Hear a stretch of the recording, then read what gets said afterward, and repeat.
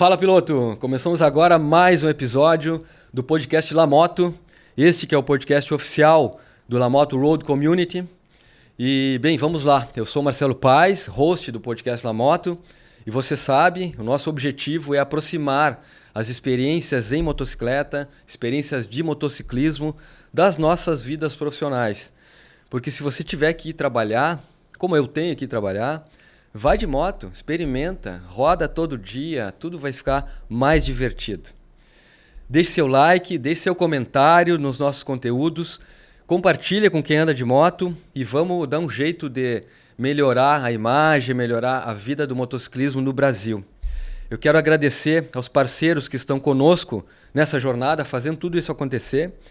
O nosso baita patrocinador Alltracks, baús em alumínio, robustos, tecnológicos e incomparáveis.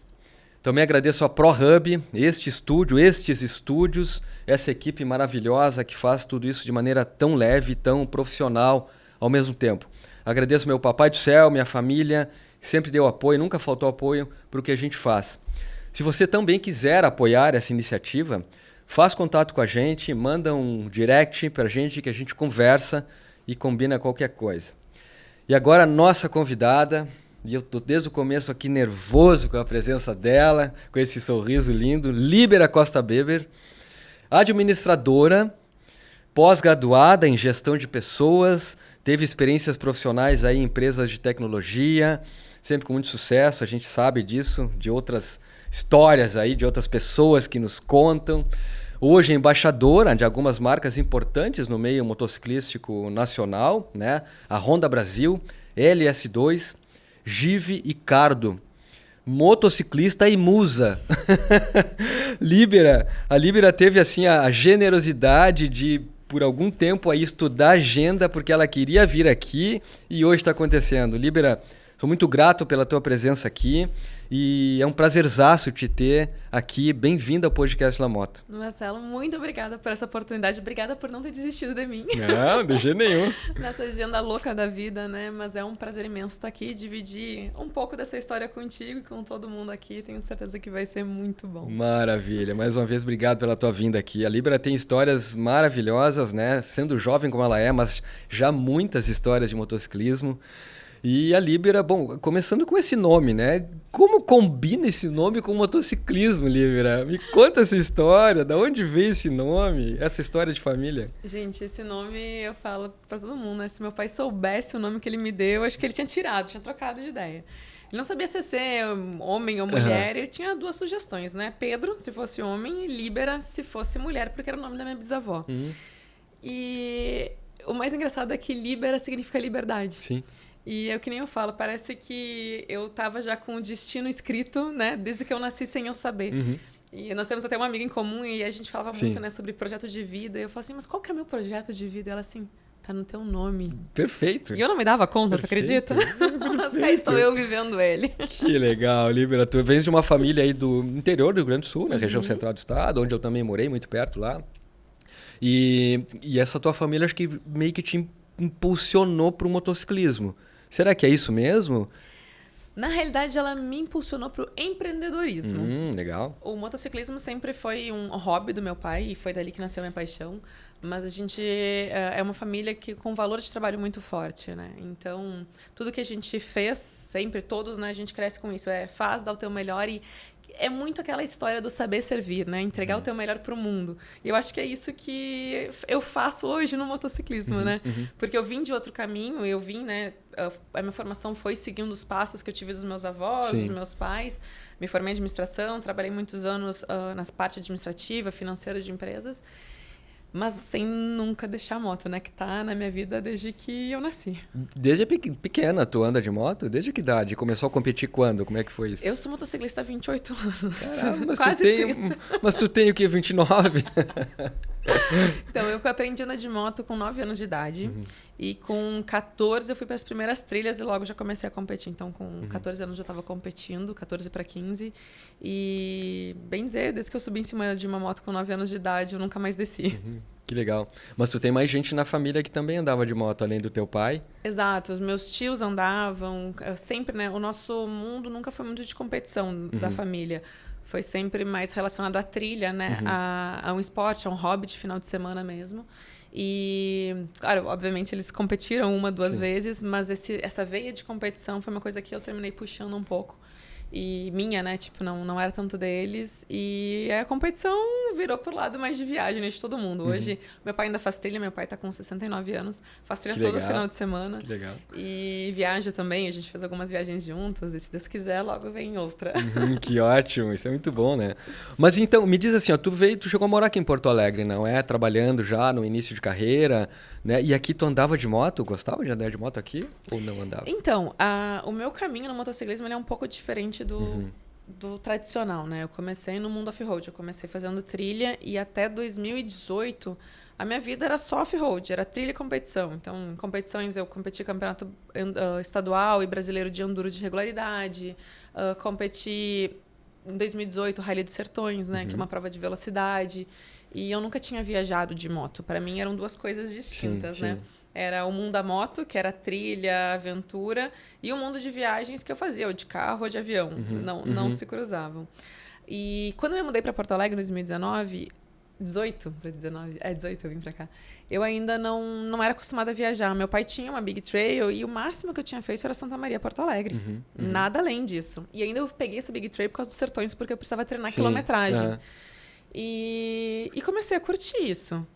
Só que eu ainda não tinha vivido a experiência do que é chegar em algum lugar de moto, né? Tipo, indo explorar o mundo de outra forma. E isso se deu em 2019. A partir dali eu comecei a viajar bastante. Legal, mas aí morando em Porto Alegre. Morando em Porto Alegre. Eu morei em Porto Alegre de 2018 até ano passado. Ano passado eu tava aqui. Perdemos a Libera aqui pro mundo, né? A Libera pegou a malinha da liberdade e se foi, né? Mas então agora eu queria saber mais assim especificamente. Não sei se o pessoal se deu conta, eu esqueci meu capacete. Eu pedi Libra, se tu puder trazer, né? Não esquece e tal. E eu esqueci porque eu vim de carro, dei carona pra ela e deixei meu capacete. Mas esse capacete eu acho que tem muita história, né, Libra? Tem história. Tem história? Tem. Esse capacete aqui, eu vivi, acho que uma das maiores aventuras da minha vida. É engraçado a gente dizer isso, né? Porque a gente sempre fala a maior. Mas quando... Se tem muitas? Tem muitas e a gente sabe que ali na frente vai vir uma outra maior, né? Exato. Porque eu acho que o motociclismo ele nos prepara para a vida, né? Cada vez a gente vai fazendo um stepzinho a mais. E é isso que eu sinto. E realmente foi isso que eu senti quando eu vivi essa aventura. A Honda Mundo, né, tem uma viagem para clientes que é a viagem mais extrema de off-road do mundo. Então, esse ano a gente foi fazer uma travessia no Marrocos, fazendo o trajeto do Rally Dakar com as Big Trails, com o Africa Twin. Só que é uma viagem que era disputada por pilotos do mundo inteiro, né? Então, tinha mais ou menos, acho que entre 1.500 e 1.600 pessoas inscritas para 30 vagas. E a pessoa aqui resolveu que ela ia fazer. Só que, para eu fazer isso, eu sou muito de... Como tudo na vida, tentar por mim. Eu acho que esse também é um ensinamento que a trilha me trouxe, sabe?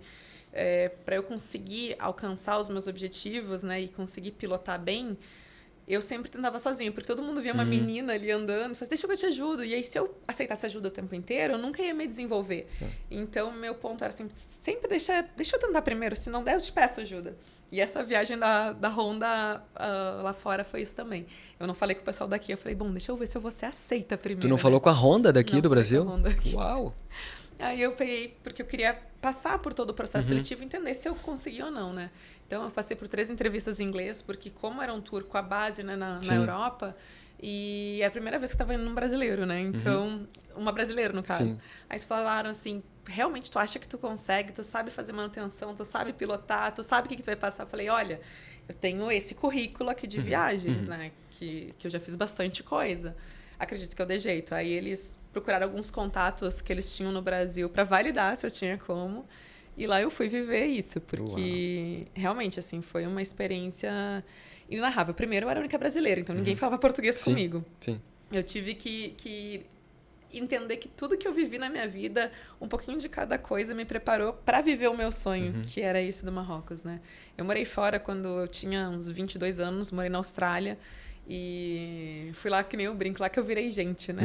Porque a gente sai debaixo da saia dos pais.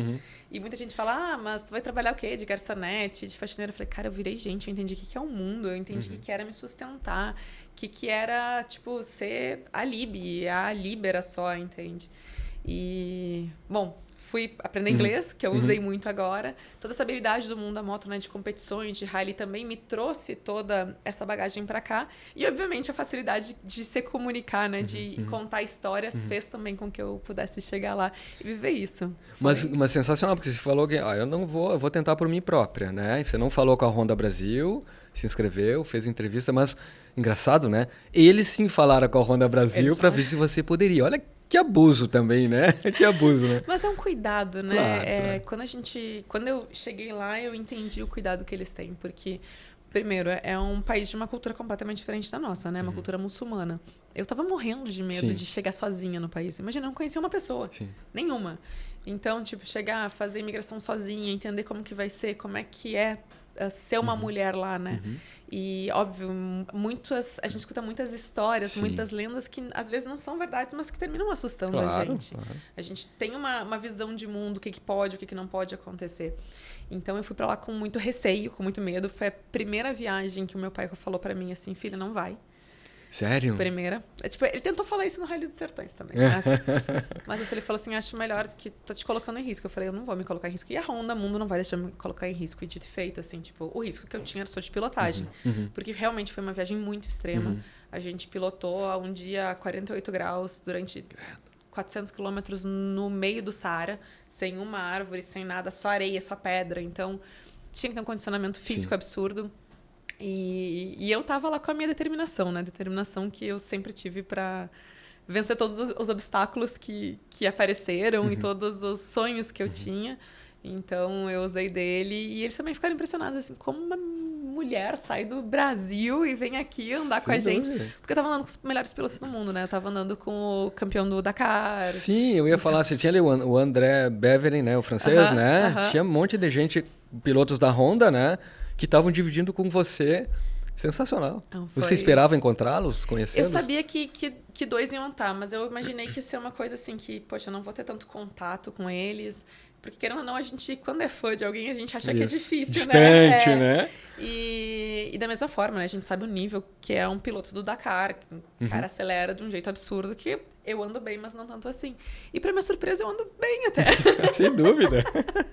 Eu falei, nossa, eles assim, poxa, mas tu acelera mesmo. Eu falei, olha, mas a gente tem que ter cabeça, né? Eu acho que são coisas que a gente leva da vida. Por exemplo, a gente estava em 30 pilotos clientes, né?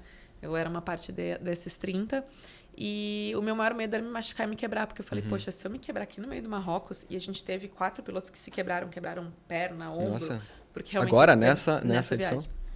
E eu falei, cara, eu vou parar, sei lá onde, num hospital, sem falar a língua deles. Como é que vai ser? Eu falei, bom, a regra é não me machucar. Tipo, o primeiro dia eu tava mais querendo acelerar, mostrar que eu andava. Falei, não, vamos fazer isso aqui bonitinho, vamos voltar bem pra casa, que é isso que interessa. Mas esses pilotos aí reconhecidos do Dakar e tal, eles eram do grupo dos 30? Não, eram pilotos separados. Entendi. Eles eram convidados, mas a gente tinha ex-pilotos nos 30, né? Era um nível muito alto, assim, tecnicamente falando, é o nível mais alto. Tipo, todos lá tinham bagagem de rally já na vida. Sensacional. Eu não deveria fazer essa inscrição. Não, nem perto. Nem falando com Honda Brasil, nem nada. Que legal, Libera. Mas e assim, eu ia te perguntar, né? E acho que, de certa forma, você já começou a trazer o assunto, né? O que representa isso para você? Não pilota de moto, mas encarar isso e, como você falou, assim, ser aceita, né? O Brasil é gigante, mas a gente é tão nada nesse mundo, às vezes, né? Para algumas coisas, né? O que representa isso para você? Olha só, trocadilho, o que representa para você ser uma representante desse país aqui e que, de certa forma, é carente de tanta coisa, até mesmo de pilotos, né? Que possam ir mundo afora representando o Brasil, né? Você estava representando o Brasil, essa marca gigante, pilotando ali junto com os caras. O que representava você representar o Brasil? Que pergunta. Na realidade, eu acho que é muito engraçado isso tudo, né? Porque, para mim, o motociclismo é uma paixão. E graças a Deus eu consegui fazer da minha paixão uma profissão, né? Tipo, trazer essa minha vontade de desbravar o mundo, de me desafiar, de tentar sempre um pouquinho mais. para minha vida. E isso terminou conectando muitas pessoas, tanto que a minha ligação com o Honda Brasil, ela é muito além de uma marca, são de valores mesmo, sabe? De poder proporcionar formas de viver uma vida mais livre para qualquer um, e é assim que eu me sinto em cima da moto. E quando eu cheguei para ser embaixadora, né? Tipo, todo mundo fala, uau, o que é isso para ti? Eu falei, eu sou só uma pilota apaixonada que representa essa paixão. E quando eu fui para o Marrocos, de uma certa forma é isso também. É uma menina que eu me enxergo muito, eu olho para aquela menina de 14 anos querendo fazer enduro, que não tinha mulher na época, que tinha que competir com homens o tempo inteiro, e falar, nossa, olha onde que a gente chegou. Mas eu sei que quando eu vivo os meus sonhos, eu levo muita gente junto.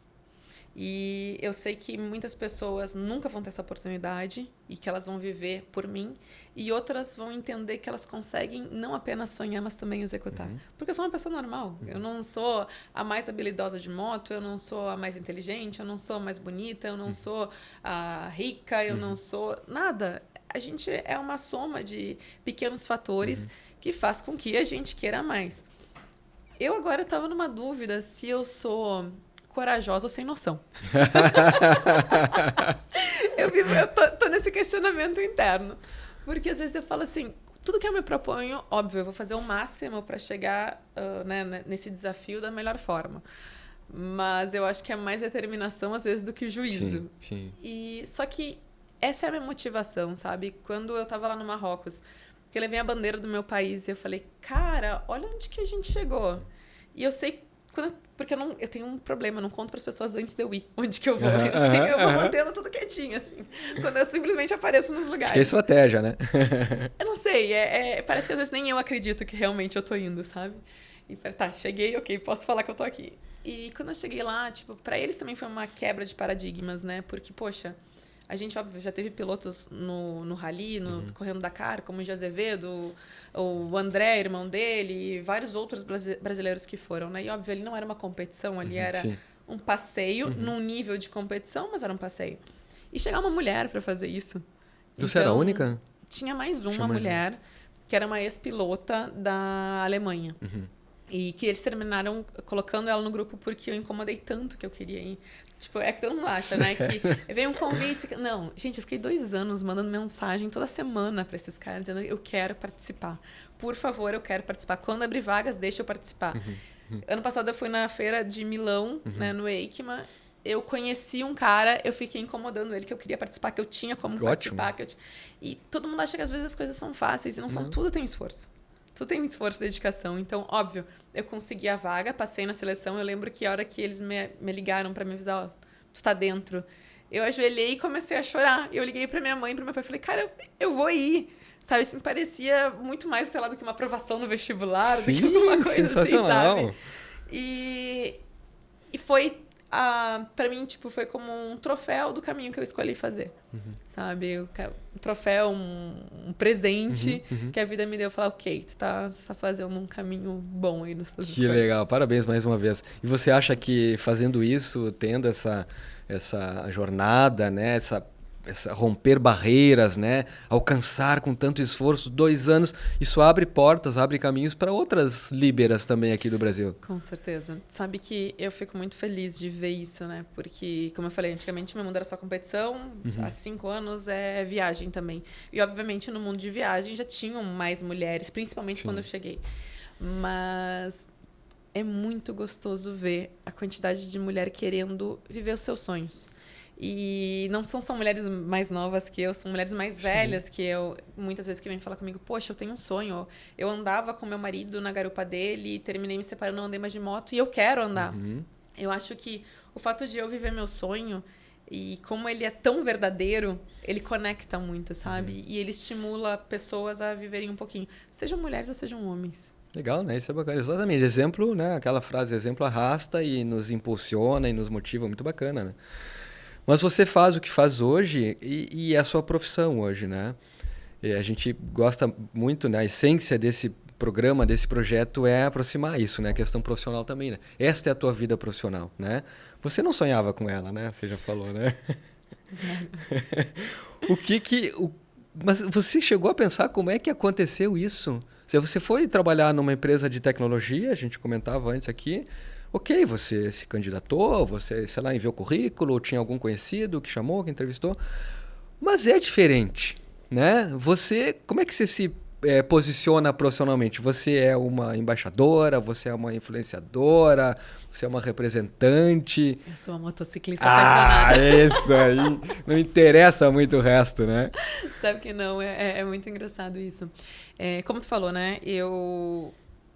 A minha visão de moto que eu tinha até então, né? Que eu enxergava era, ok, tenha um trabalho normal, né? Sim, normal, é. Um normal, trabalho no escritório de segunda a sexta, segunda a sábado. A minha vida era isso. Eu trabalhava até sábado de manhã, sábado de tarde eu ia pra trilha. Então, o dinheiro que eu tinha era pra fazer as minhas coisas e colocava na moto. Né? Então, tipo, eu tive problema com um ex-namorado que ele fala, poxa, por que todo sábado tem que andar de moto? Ele não entendia essa paixão. Mas foi um ponto que, óbvio, quando eu tinha lá meus 15 anos, eu sonhei em ser piloto da Honda. Eu cheguei a escrever um plano de patrocínio. Só que eu nunca mandei, porque eu falei assim, primeiro eu não tinha contato. Sim. Segundo, eu falei, o que eles vão querer com uma guria do interior do Rio Grande do Sul? Sabe? Tipo, não tem cabimento. Tipo, né? Eu ando com homens na categoria, faço um quarto, um terceiro lugar, mas eu não pego pódio. E nas categorias de baixo ainda, né? Não eram as principais. Então, tipo, ok, virou moto é hobby, moto é hobby, moto é hobby. Até que quando deu 2018 que eu resolvi vir para Porto Alegre para trabalhar aqui, e um objetivo meu era ficar mais próxima de competição, porque em Santa Maria tinham poucas, então aqui em Porto Alegre tinha a região metropolitana, Sim. que tinham competições. Eu estava mais perto de Santa Catarina, estava do lado de um aeroporto, eu podia ir para outro lugar. Então, vir para cá me projetou um pouco mais, porque comecei a estar mais presente em competições. E em 2018 eu fui convidada pelo Rally dos Sertões para fazer parte da prova. Eu nunca tinha corrido uma prova de velocidade. Mas e como é que você foi convidada? Eu A partir tinha... das competições que vinha fazendo? Exato. Tá. Eu tinha corrido em 2017 o Enduro Independência, que é a maior prova de enduro do Brasil, super lendária, né? E querendo ou não, digamos que eu não tenho o padrão de uma mulher que se esperava como pilota de moto. Né? Tipo, querendo ou não, a gente vinha dentro de clichês, né? Que se esperava uma mulher mais bruta, mais masculinizada e tal. Era o que a gente enxergava até então, né? Aí chega eu lá, toda barbezinha, e ganha a categoria, né, feminina. E o pessoal, poxa, mas essa menina anda. Então, quando veio o convite dos Sertões, eu não tinha entendido muito bem o porquê esse convite. E, obviamente, depois eu fui conversar com eles, eu entendi que justamente era para quebrar o padrão. Sim. Era pra, tipo assim, querendo ou não, uma visibilidade de mídia diferente, né? E eu fui pros Sertões, tipo assim, sem saber que era prova de velocidade.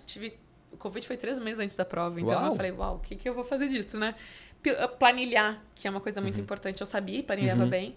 Falei, agora vão ter que aguentar 7 dias em cima da moto, porque foram quase 4 mil quilômetros, né, em 7 dias. E é pauleira aquela prova. Nossa. E nisso foi uma prova que eu me desafiei muito, foi muito difícil. Eu consegui terminar ela, que foi o meu objetivo. Mas todo dia eu chegava feliz porque eu tava vivendo um sonho. Sim. E a pessoa assim, como assim? A gente tá acabado, cansado, e tu tá vivendo isso. E aí que acho que começou o insight da minha profissão. Porque na época eu já tinha um Instagram, né? Não o meu pessoal, era um que se chamava Garota Radical, que eu dividia coisas de moto, mas sem pretensão nenhuma. Sim.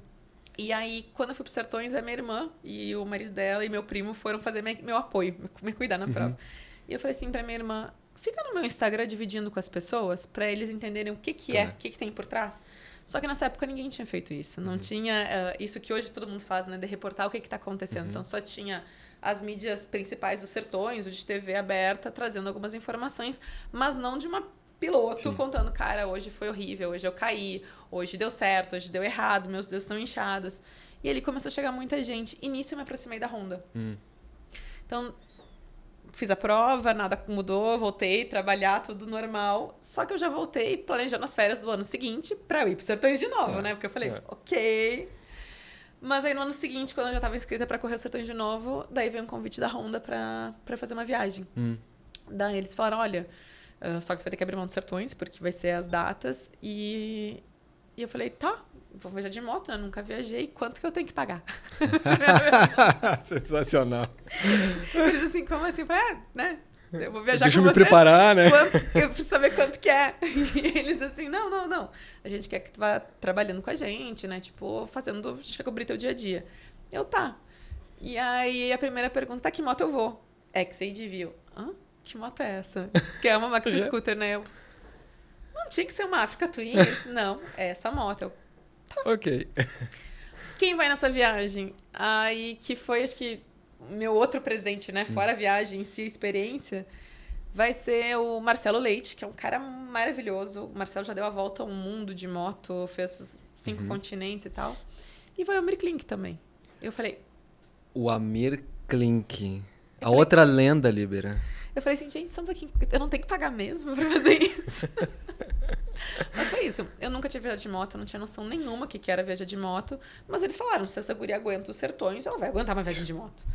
Só que também foi uma viagem bem desafiadora, né? A gente saiu de Paraty, da casa do Amir, e a gente foi até Lima. Então foram 7.500 quilômetros, pegando tudo. 40 graus aqui, menos 13 lá, sobe a 5.000, desce no mar.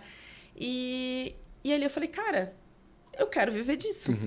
Eu quero, como vai ser, eu não sei. E você foi reportando também. Reportando, porque eu tinha uma equipe fazendo a cobertura, só que eu continuava fazendo a cobertura no meu Instagram do meu jeito. E ali virou a chave. Então, tipo, eu comecei a gerar conteúdo, né? Tipo, narrando as minhas viagens e, de novo, o pessoal falando assim, cara, eu tô viajando tua garupa, porque tá sendo uma viagem legal, eu nunca soube como é que era viajar, como é que era o dia a dia. Porque as redes sociais, elas não tinham essa força que a gente vê hoje, né?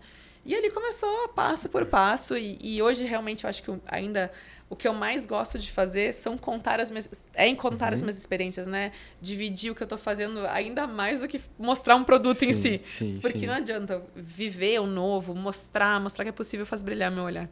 Mas isso você faz de maneira natural, então, né? Falar do produto, do que representa, é natural para você. Mas eu vejo que de tudo isso aí, você é alguém que planeja. Você planejou eu vou para aquela viagem ao Marrocos. E você foi, né? Você veio para Porto Alegre, você foi para os Sertões, olha, tem a Honda ali do lado. E me parece que está na sua vida, né? No seu jeito de tocar a vida, muito de planejamento. Né? Você falava ali, as pessoas pensam que, cara, a gente sofre para conseguir as coisas, né? Mas quem se planeja parece que tem um pouquinho mais de chance, né? Eu sou muito daquela história, né? A gente tem que trabalhar muito e estar pronto, porque a sorte, se ela chegar, tu tem que estar pronto para pegar ela. Isso. Então, eu acho que é isso que eu fiz na minha vida, né? Que nem eu falo, cara, o Marrocos para mim foi sorte. Foi sorte eu ter conseguido falar com eles conseguirem... Será que foi sorte, Lívia? Aí que tá, mas eu tava pronta. Eu falei, eu me esforcei. Tipo, eles podiam ter escolhido qualquer outra pessoa, entende? Poxa, eram mais de 1.500 pessoas. Sim. Sabe? E então eu falo, eu tenho sorte na vida, só que eu sempre tive muito pronta para quando a sorte chegasse. Eu não tenho problema de trabalho, eu não tenho problema de horário, tanto que a gente tá aqui gravando a hora que deu. Vocês não têm ideia a hora que são agora. Que horas são agora? Mas eu acho que é isso, na realidade é aquilo, né? Quando a gente quer muito uma coisa, a gente se esforça para ela. E, óbvio, né, nas redes sociais a gente reporta o lado bonito, o lado legal. A gente não fica reportando perrengue, até porque ninguém quer ficar vendo perrengue o tempo inteiro. Claro. Perrengue já chega da nossa vida, né? Mas não foi uma carreira desenhada de um dia eu vou chegar lá. Mas teve muito empenho, muita dedicação, e ainda tem, né? Claro, não, e é um processo, né? Aquela velha é um processo, né? É uma jornada, né? E você encara, talvez quem te olhe, né, atrás do celular, na rede social, né? Ah, que legal, tudo muito lindo. Mas você encara isso de maneira profissional, né? Poxa, o vencedor, aquele cara empresário, por exemplo, ou a empresária, a modelo... Tem muita treta ali que passa e porque encara aquilo de maneira profissional também, né? Sabe que essa do Marrocos, eu tô falando só o lado lindo, né? Mas ela foi justamente quando deram as enchentes aqui no sul. Sim. Então eu tava em São Paulo gravando no dia que eu vi que começou a alagar tudo, né? Eu não tava aqui ainda em Porto Alegre, a situação complicada. Mas, cara, eu lembro que uma hora, assim, de meio-dia, eu fui pra um canto e eu chorei. Aí chegou... O diretor, ele falou assim, o que tá acontecendo? Eu falei, cara, tá um caos no meu estado. E ele, não tá bem, quer parar? Eu falei, não, vamos tentar. Porque eu só tinha aquele dia, eu tinha que viajar no outro dia pro Marrocos. E eu falei, não sei se eu tô fazendo a coisa certa. E ele assim, Libera, entende que teu trabalho daqui 6 meses, 1 ano, ninguém vai saber o que tu passou no dia. E o que tu tá fazendo impacta a vida de muitas pessoas, porque a gente tava gravando questões de segurança, sabe? De trânsito. E aquilo, tipo assim, pra mim tava muito difícil. Os primeiros dias eu não tava conseguindo me soltar. E graças a Deus eu tive muitas pessoas que mandaram mensagem: Libera, foca aí, aqui a gente vai fazer o que dá. Mas é isso, tipo, não necessariamente a gente tá bem o tempo inteiro. Claro. Só que não adianta também eu ficar, tipo assim, me lamoyando, até porque não é meu ficar sofrendo, mostrando dor, que é difícil. Eu sou lá aquela que, ok, tá difícil, a gente vai se esforçar e vai realizar, de um jeito ou de outro. Eu sou tão assim que eu me inscrevi numa prova de triatlon que eu tenho que correr agora, final de semana, assim, da onde que eu tirei isso, eu não sei. Sensacional. Mas eu acho que muitas dessas coisas vêm da trilha, será que não vem? Eu acho que sim. Né? Conta um pouquinho disso aí, essas tuas experiências de trilha, de que não tá acostumado a fazer trilha, é meio do mato mesmo, é problema, é lama, é pedra. Sabe que eu... Fazendo trilha, eu acho que é onde que eu encontro a minha essência. Eu sou muito do mato, eu sou muito da natureza. E esses dias eu tava filosofando sobre, né, o que é a trilha. Eu acho que trilha é um dos esportes, assim, mais intensos e incríveis que tem. Óbvio, eu amo o motor. Pra mim, um prazer imenso que eu tenho é dominar o motor, é tentar, tipo, tirar o máximo naquele espaço que eu quero, né? E a trilha de moto é isso. Tu tem que colocar uma moto ali, tu vai passar perrengue. Eu gosto das difíceis mesmo, eu gosto de hard enduro. Só que na trilha tu aprende muitas coisas que tu traz pra tua vida. Primeiro de tudo, ali tu sabe que tu tem que ajudar o teu amigo porque uma hora tu vai precisar de ajuda. E se tu não tiver essa irmandade, tu tá fora. Isso também é na vida, sabe? E tu vai aprender que tu vai cair, mas tu vai ter que levantar. Tu vai aprender que tá tudo ruim e daqui a pouco vai ficar bem se tu não desistir. Que tu vai aprender e a próxima vez vai ser mais fácil. Tu vai aprender que naquele momento tu vai deixar todos os teus problemas pra trás e tu vai focar só naquele ponto que tu tem que enfrentar agora. Tu vai crescer tanto emocionalmente falando, né? Não só fisicamente.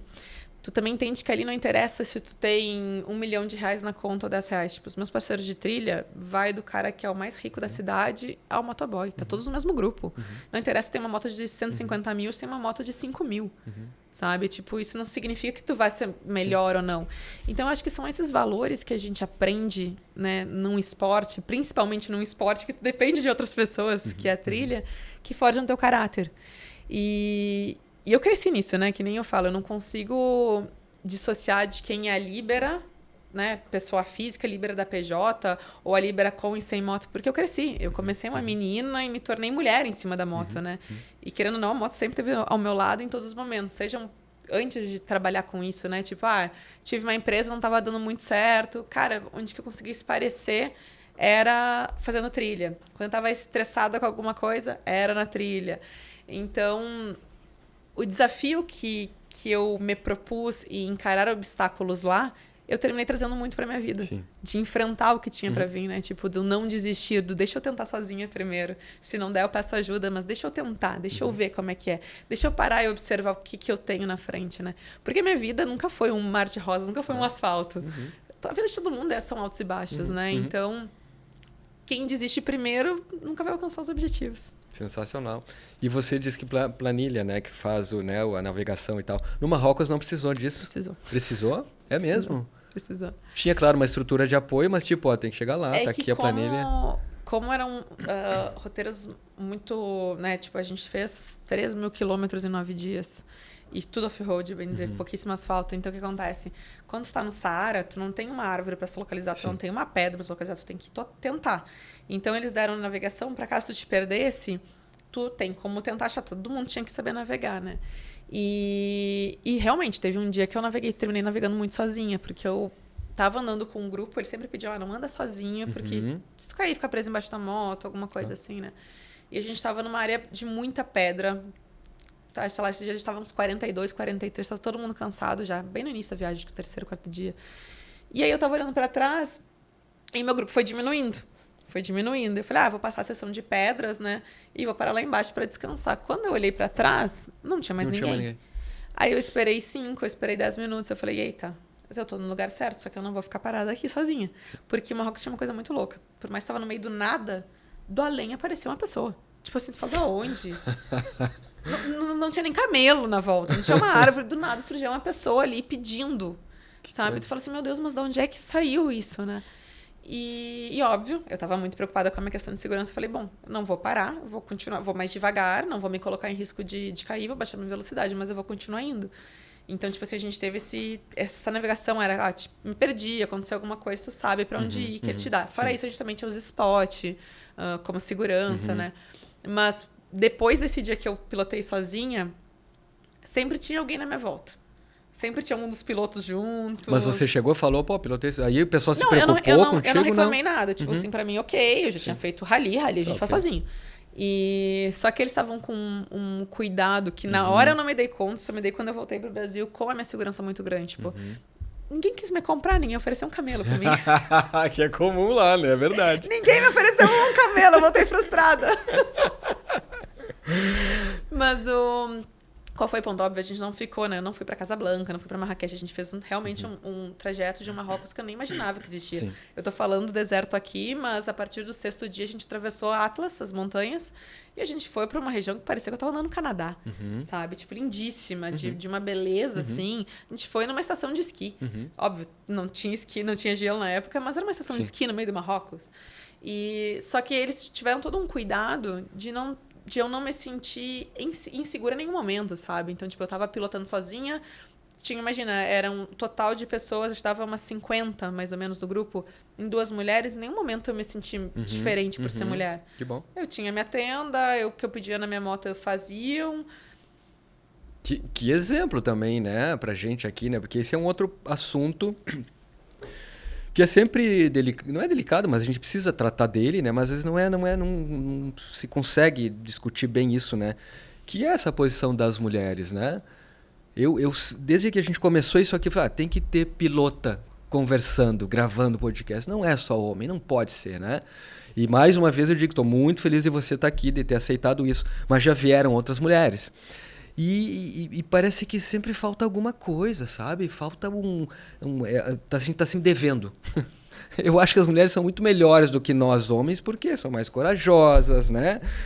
Planejam melhor, né? Se preparam melhor, são atentas a tantas outras coisas. O cara quer acelerar e vai, entendeu? Não, vocês cuidam mais disso, né? Mas eu digo que falta, parece que muita coisa, às vezes, que é talvez esse cuidado, se antecipar no cuidado, que é o que você está falando que eles fizeram. Né? Não podia dar problema, não seria bom. Mas também o cuidado mesmo contigo, né? Com a outra piloto lá, né? Exatamente. Mas acho que é muito isso, né? Ser mulher nesse ambiente, querendo ou não, ele é ainda muito masculino. Tipo, nem se compara a quantidade de homens e de mulheres que a gente tem. Mas, primeiro, tu não me pergunta assim, tu sente machismo? Eu não sinto. Talvez porque eu já esteja nesse meio há quase 30 anos e o que eu vivi lá atrás, quando eu era criança, uma mulher querendo competir, é muito diferente de hoje. Sim. Não que eu não tenha tido alguma situação ou outra, mas eu acho que tá no meu papel de educar também. Eu me sinto muito isso, porque eu tenho certeza que quando um homem viaja comigo em algum grupo, ele muda a visão dele sobre mulheres. Porque, primeiro, se ele acha que uma mulher não é capaz de pilotar, ele vai se dar mal, porque ele vai ver que eu piloto igual ele ou mais. Só que aquilo... Eu treinei, eu me esforcei, eu tenho um background para isso, sabe? Não é uma coisa que surgiu do nada. Então, tipo, se o cara, obviamente, se esforçar tanto quanto eu, ele vai pilotar muito bem ou melhor. Mas tem esse lado de fora da pilotagem, né? Tipo assim, eu não tô ali para chamar atenção, eu não tô ali para todo mundo me olhar, me admirar. Eu tô ali porque eu amo tanto quanto ou mais. Eu acho que eu amo mais ainda, que nem eu falo. Acho que a gente ama mais moto do que os homens, porque tudo que a gente tem que passar para estar lá, porque... Um homem não entende que a gente tá com cólica pilotando. Sim. que a gente tá numa TPM ali no meio. Eu não consigo também entender, é verdade. Mas assim, e esse lado que tu falou, né? Do cuidado, de antecipar as coisas, a gente tem que ter. É uma coisa que é inerente da gente. Primeiro, eu sou pequena, eu não sou tão forte assim. Então, tipo, onde eu vou parar, eu tenho que cuidar. Isso eu tô falando fisicamente. Agora, tipo, tem mais o lado. Eu sou mulher, eu viajo sozinha. Eu tenho que ter uma atenção diferente para não me colocar em situação de risco. Então, a gente começa a ter cuidados diferentes. E eu, por exemplo... Agora na viagem que eu fiz com meu pai de caminhonete, eu tava brigando com ele um dia, assim, ele... Poxa, tu tá pilotando caminhonete, pra que ir tão rápido? Eu tava só uns 130, 140 na Argentina. Falei, pai, tô aqui, dando a velocidade. Ele, não, porque vai devagar pra gente curtir. Mas e por que de moto tu quer ir a 180? E aí ele briga comigo que eu vou a 130, 140 na Argentina e ele quer 180. E ele assim, porque é diferente. Eu falei, não. Eu já te falei que eu ando devagar de moto, tipo, devagar, né? 120, 130. Porque se acontecer alguma coisa, o meu tempo de reação é diferente se eu tiver 180, por mais que seja uma reta. Então, são esses cuidados que a gente começa a ter um pouco diferente, né? E ele tu tem razão. Mas ser mulher hoje nesse meio é isso. E a gente vai mostrando que essa paixão é real, sabe? Que muita gente achava no início, é uma bonitinha que surgiu aqui, que vai andar de moto e ponto, acabou. Cara, hoje, pessoas que lá atrás falaram assim, que anda o quê?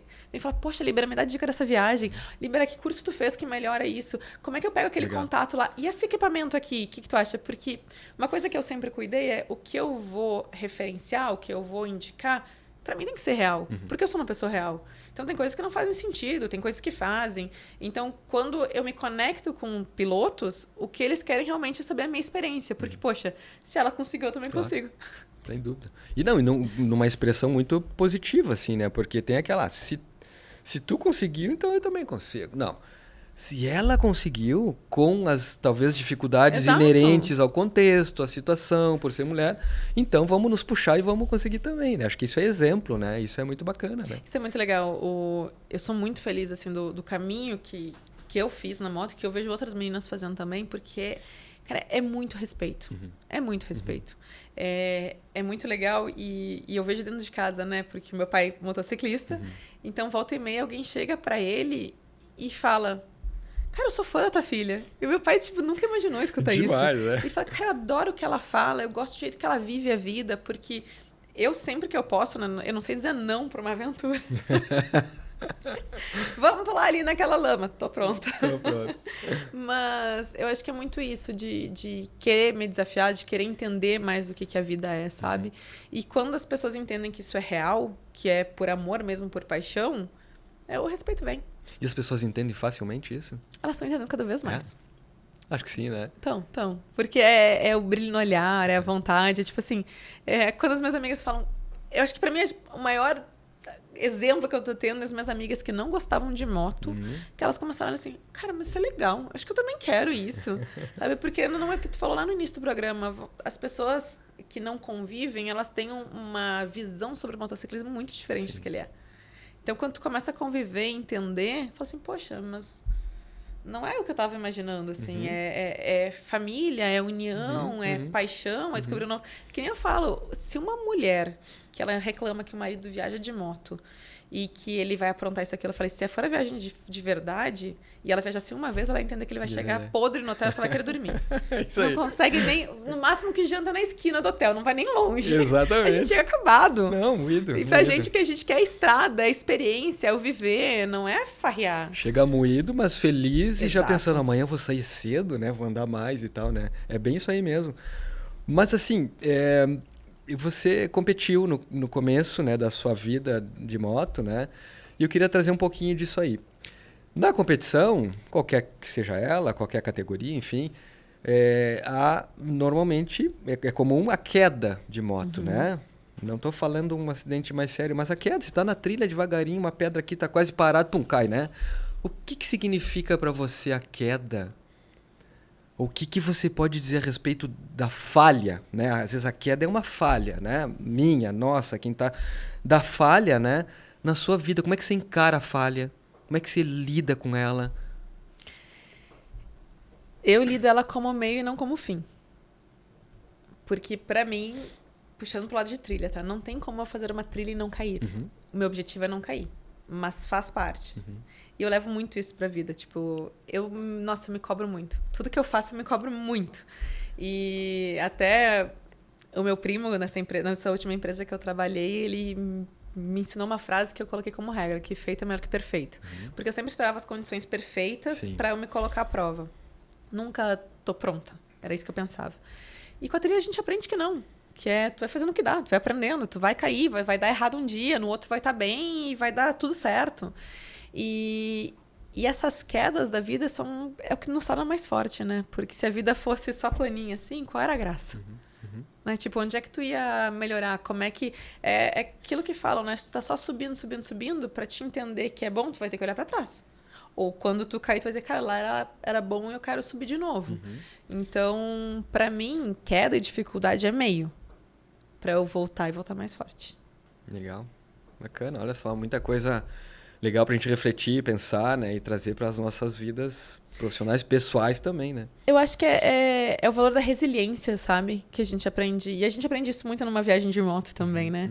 Porque por mais que tu planeje ela para ser perfeita, tu não sabe se não vai chover, se não vai furar um pneu, se não vai acontecer alguma coisa que tu vai ter que parar. Então, tipo, e se tu te prender naquele problema, tu estragou tua viagem. Agora, se tu entender ele que é algo que tu precisa resolver e depois seguir ou tomar a decisão necessária, a tua viagem se transforma, né? Tu corta uma expectativa, mas sempre a vida, se ela faz tu parar, é porque tem uma coisa para te aprender. Legal, bacana. Quais são teus planos, assim, para... Esse ano estamos terminando agora, né? Mas para o ano que vem alguma coisa muito diferente? Já algumas coisas já amarradas, estabelecidas? Então, esse ano, já bem dizer, tá muito no fim, né? Agora eu vou só pro EICMA de novo, né? Pro salão, que eu acho que é muito legal.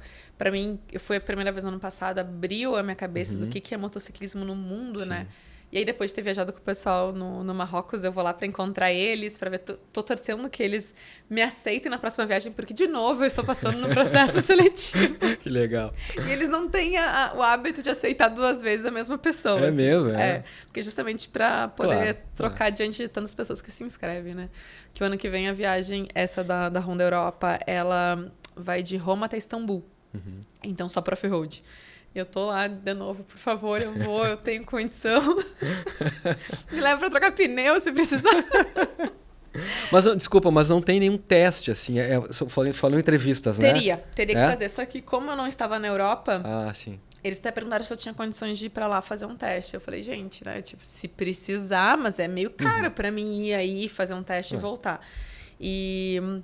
Porque eu passei o ano passado na seleção antes do EICMA. Então, eu ia pra Itália e eu falei, olha, nesses dias eu tô lá, se precisar o teste eu faço.